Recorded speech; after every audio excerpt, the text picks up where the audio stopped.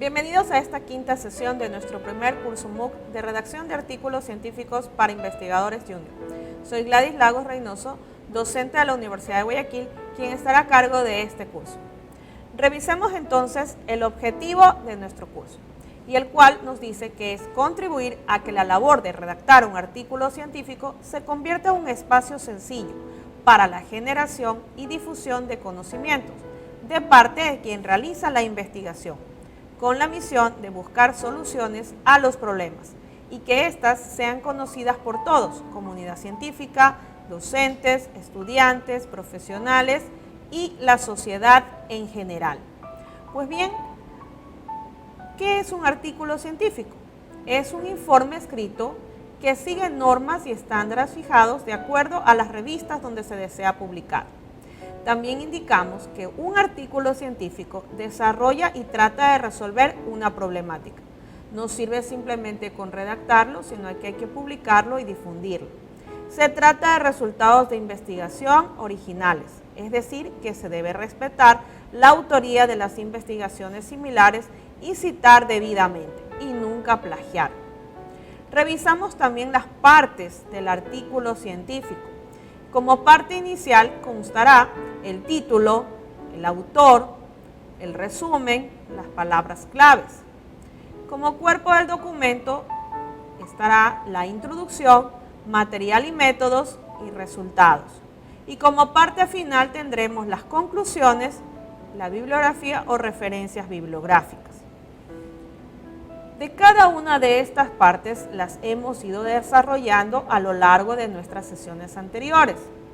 Y resumiendo, podemos indicar que el título debe ser muy claro, breve, pero conciso. Debe ser imprescindible estar traducido en un segundo idioma. Dependiendo de la revista en la cual deseamos publicar, puede ser normalmente en inglés, pero puede darse el caso que también se lo soliciten en portugués. Este título debe resultar atractivo y captar la atención del lector. Nunca debe incorporar siglas ni abreviaciones. Recuerde que el título es la parte de enganche para que los lectores se interesen de nuestro artículo y normalmente es lo primero que aparecerá en los motores de búsqueda. También hablamos de la importancia de los autores. Es decir, luego del título en español, el título en inglés, irá a la sección de los autores. Y es muy importante también ceñirse a la normativa de las revistas en las que se pretende publicar, ya que muchas veces nos van a indicar el número máximo de autores. Los autores siempre deben firmar de la misma forma. Esto nos va a garantizar que luego se nos reconozca nuestros trabajos. Ejemplo, si mi nombre es Gladys Lagos Reynoso y en mis artículos coloco de esa forma y en otro artículo se me ocurre poner Gladys Yoconda Lagos Reynoso, estaremos hablando de dos personas en el mundo científico. De allí que se recomienda siempre trabajar con la misma forma y normalmente se recomienda el apellido del autor primero, ya que de esta manera los lectores pueden identificar claramente de esa cadena de caracteres cuál es la del apellido. En cuanto al resumen, este normalmente debe ser escrito en un solo bloque, en un solo párrafo y contener las ideas principales de cada sección de nuestro artículo. Si hablamos que tenemos una sección introducción, una sección de materiales y métodos, una sección de resultados y una sección de discusión, de cada una de ellas en el resumen debe haber una parte que nos ayude a entender lo que nos espera más adelante. Es decir, si el lector lee el resumen, este debe serlo totalmente claro para indicarle e invitarle a que lea el resto del documento. Una extensión máxima puede ser de 150 a 300 palabras. Y recuerde que este apartado se debe escribir en pasado. No debe tener citas, no debe tener tablas. Y se recomienda siempre redactarlo al final. Al igual que el título, también debe ser traducido a un segundo idioma por lo mínimo o hasta un tercer idioma, ¿no?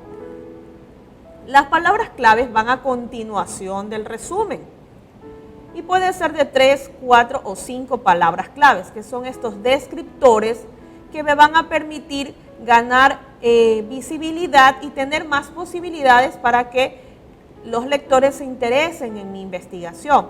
Asimismo, va a tener también su apartado en inglés abajo del resumen, asimismo que se ha indicado, pues colocarlo en este segundo idioma.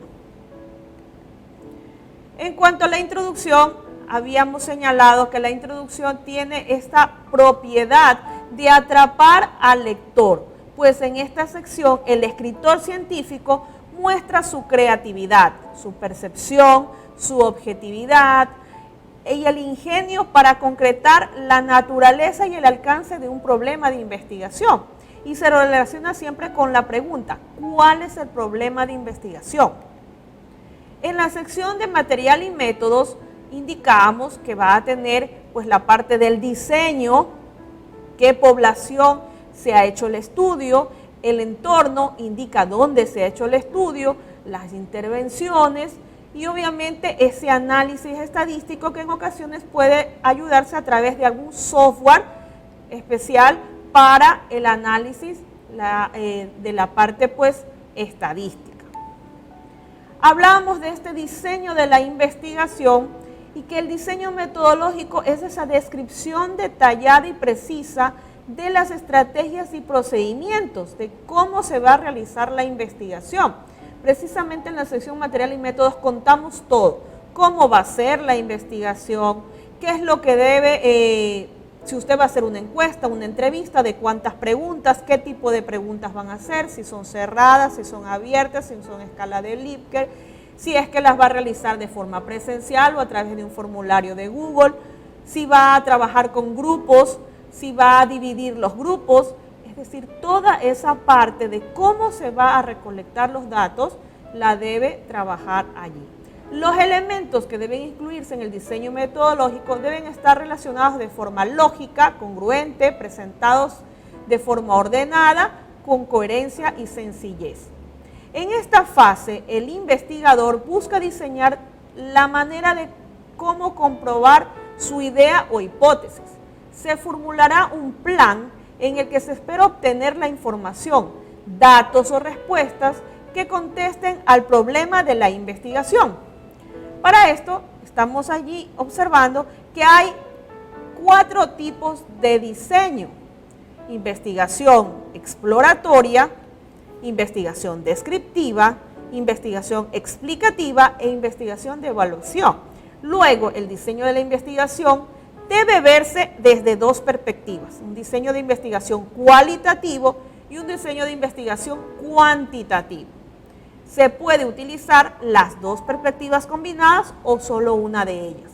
El diseño de investigación cuantitativo se divide en diseño de investigación descriptivo, diseño de investigación correlacional, diseño de investigación experimental y el diseño de investigación cuasi experimental. En cuanto a los resultados, siempre ellos van a poder responder la pregunta ¿qué hallazgos he encontrado? Recordemos que en material y métodos hemos tabulado los datos, hemos hecho la recolección, pero no mostramos resultados. Es aquí en este apartado en el que vamos a mostrar esa tabulación, esas tablas, esos gráficos, y de alguna manera vamos a realizar el análisis respectivo de cada uno de ellos, encontrando el porqué de esas respuestas y qué es lo que aportamos con nuestros resultados al mundo científico. Hay que indicar y presentar los datos y resultados que se van a exponer. Ha de estar en total concordancia con el objetivo planteado y dar respuestas al mismo. Es interesante que siempre que haya que incluir tablas, diagramas o gráficos, haya un análisis que describa estos resultados, pero estos análisis no deben ser los típicos análisis que repiten lo mismo que están en las tablas. Necesitamos indicar el por qué se dieron estos resultados. Esta parte es la más importante del informe y no debe contener comentarios ni juicios de valor, ni justificaciones. Los resultados deben presentarse en el orden que fueron planteados los objetivos, de lo más importante a lo menos significativos. Considerando, como hemos indicado, que esta es la parte más importante del artículo, también podemos indicar que puede llegar a ser la más corta, siempre que este acápite de material y métodos y el de discusión estén incluidos en el formato y estos estén bien redactados. El primer párrafo de este texto debe ser utilizado para resumir en una frase concisa, clara y directa cuál es el hallazgo principal del estudio. En esta sección se debe limitar a los datos que se vinculen con los objetivos del artículo, pues la inclusión de datos excesivos e innecesarios en cuanto a los objetivos o al de la hipótesis solo demuestra que como autores carecemos de la capacidad de discernir entre lo más importante y lo irrelevante al momento de armar nuestro artículo, por lo cual se sugiere mencionar hallazgos relevantes e incluso aquellos que no estén de acuerdo en nuestra hipótesis, porque esto nos va a dar la seriedad y la credibilidad del trabajo.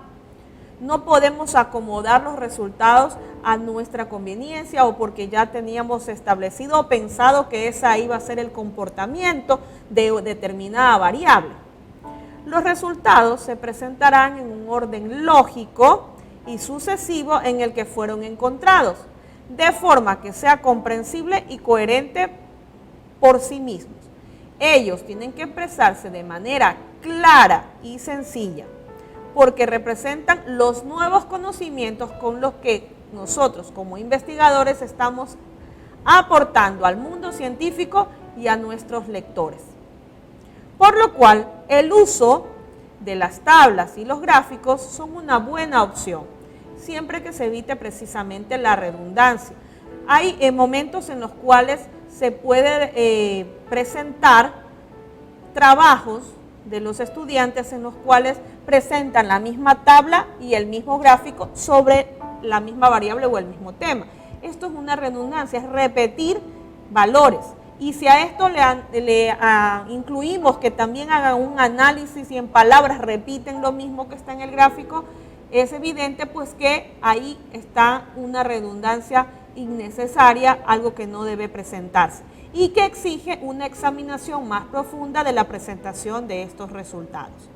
Las tablas y gráficos deben ser entonces autoexplicativas, o sea, que debe poderse entender sin necesidad de leer lo que se ha puesto allí como análisis o como referente.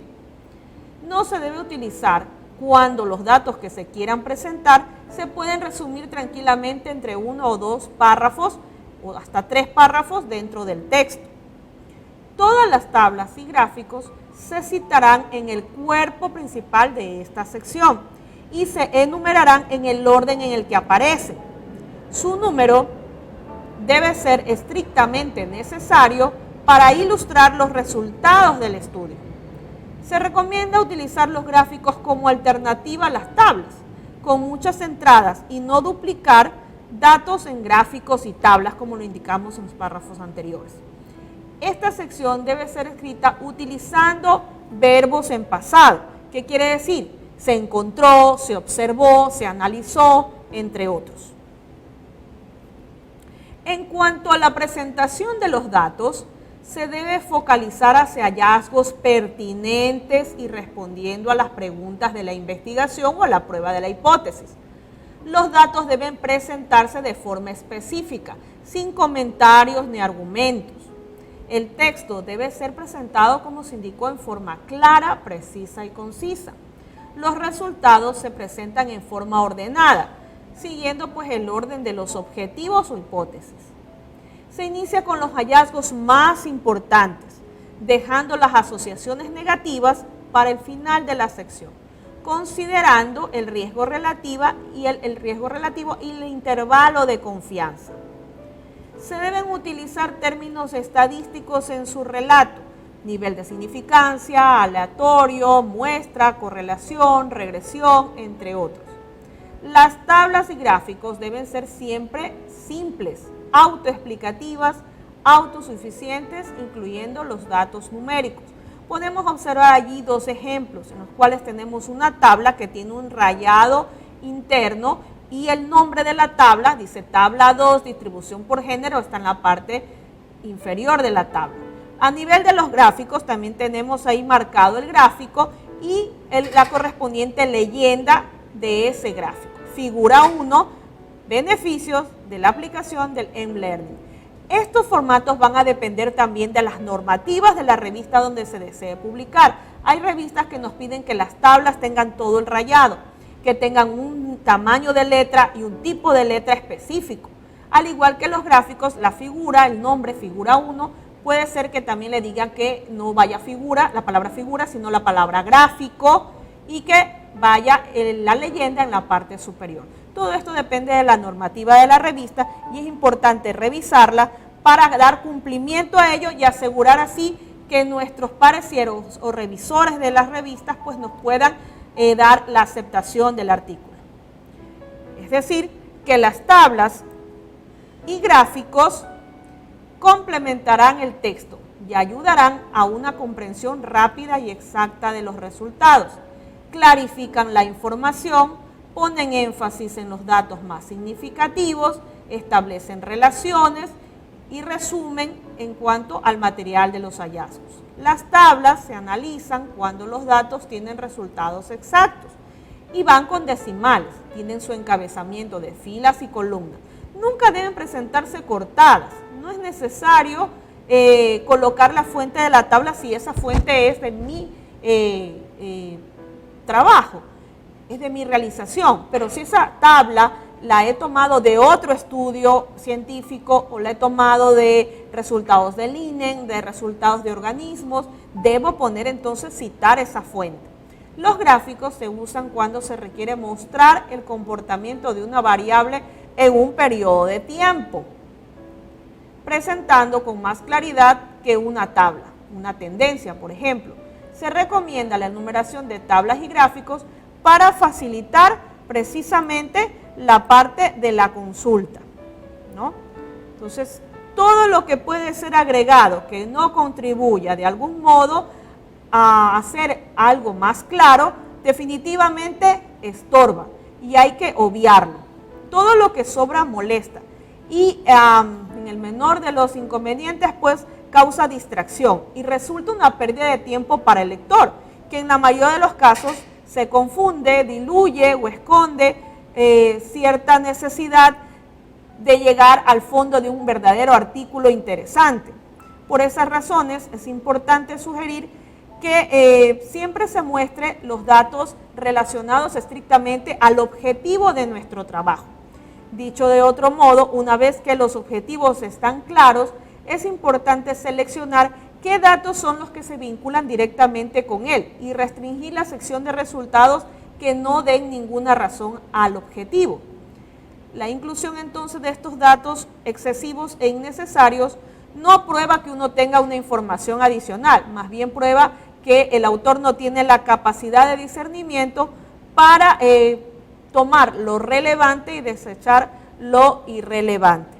Bien, hemos llegado entonces a la actividad número 6, en la cual una vez que los estudiantes revisen los materiales de apoyo ubicados en el aula virtual, tanto este video como materiales en PDF, materiales adicionales que le van a permitir reforzar un poco más cada una de estas secciones, se procederá a la iniciación de la realización de los resultados de su artículo científico. Recuerde que usted en material y métodos tomó estos resultados, realizó ya una encuesta, los tabuló y ahora le toca presentarlos en formato de tabla o en formato de gráfico estadístico y hacer el correspondiente análisis. Esa es la actividad número 6, realizar la sección resultados de su artículo científico. Muy bien, nos veremos entonces en nuestra siguiente sesión. Muchas gracias.